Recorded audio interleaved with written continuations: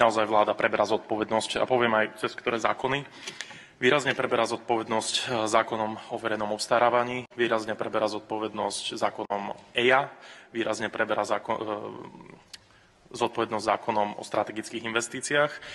A tieto zákony majú za cieľ nie len malé zákazky nejakým spôsobom dostať do regiónov, aby mohli z nich žiť lokálne firmy, ktoré by to de facto aj tak robili, lebo keď tu sedí 70 poslancov z Bratislavy, tak oni nerozumejú tomu, že nejaká skupina robotníkov na Spiši alebo na Gemery pracuje ako subdodávka pre firmu, ktorá to aj tak tú väčšiu zákazku vysúťažila z Bratislavy.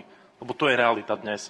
Tá firma z Bratislavy, ktorá to vyhrala doteraz na základe tých limitov, ktoré dnes boli platné, aj tak objednala len lokálnu firmu. Je to úplne prirodzené a normálne. Tak prečo by mala oberať Slovenská republika o zisk lokálnu firmu, ktorá to reálne aj tak urobí? Toto je, predpokladám, že celý účel zákona, aby toto naozaj sa financie dostali do regiónov. Ale to asi vadí niektorým lobbystom za veľké bratislavské stavebné firmy a rôzne holdingy. Ja som počas tej rozpravy počul takú zvláštnu závisť v hlase niektorých, nie všetkých samozrejme, lebo tu sa 3,5 roka, alebo takmer 4 roky v núdzovom stave a v mimoriadnom stave obstarávalo takmer bez pravidel. A táto závisť pramení z toho, že predošlá vláda neurobila žiadnu reformu verejného obstarávania, ale robila kšefty počas núdzového a mimoriadneho stavu v úplne inom režime a robila presne to, na čo teraz poukazuje, že by sa mohlo diať. Ale toto naozaj nemá zapotreby táto vláda a ja som úprimne rád, že sa ide zákonným spôsobom robiť reforma verejného obstarávania a naozaj sa idú robiť veci čisto a odstraňuje sa gold plating, ktorý sa tu zdôrazňuje. Čiže odstraňujú sa bariéry, ktoré sa na Slovensku vytvoria umelo a sú pápežskejšie ako európske pravidlá. Spomeniem ešte jednu vec.